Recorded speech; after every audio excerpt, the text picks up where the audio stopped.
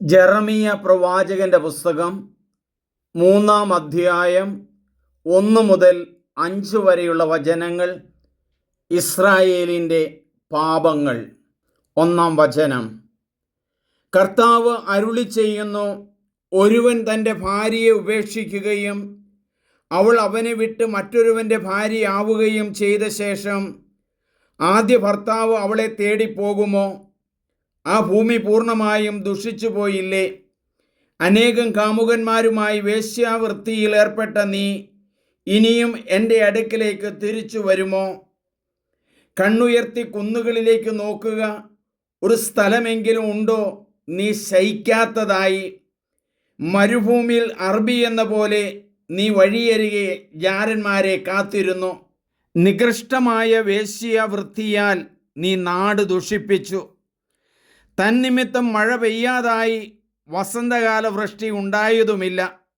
എന്നിട്ടും നിന്റെ കണ്ണുകൾ വേശ്യയുടേത് തന്നെ. ലജ്ജ എന്തെന്ന് നിനക്കറിയില്ല.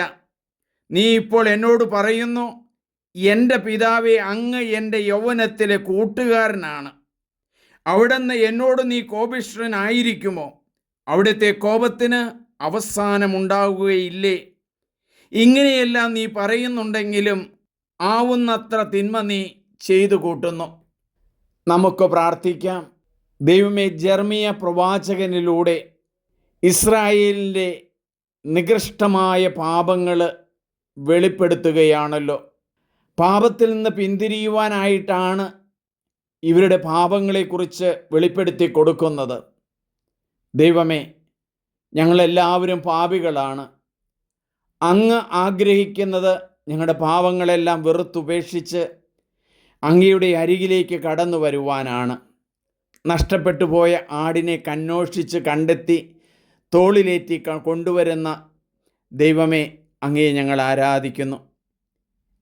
യേശുവേ, അങ്ങയുടെ തിരുമുമ്പിൽ ഞങ്ങൾ വന്നു നിൽക്കുന്നു.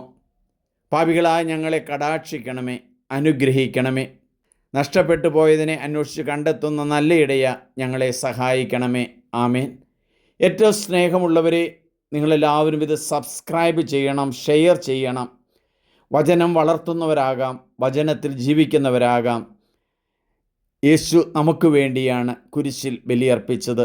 ഉദ്ധാനത്തിൽ നമ്മളെ ആ പൂന്തോപ്പിലേക്ക് നയിക്കുന്നു. ദൈവമേ, നന്ദി. എൻ്റെ പേര് സണ്ണി പുൽപ്പറമ്പിൽ.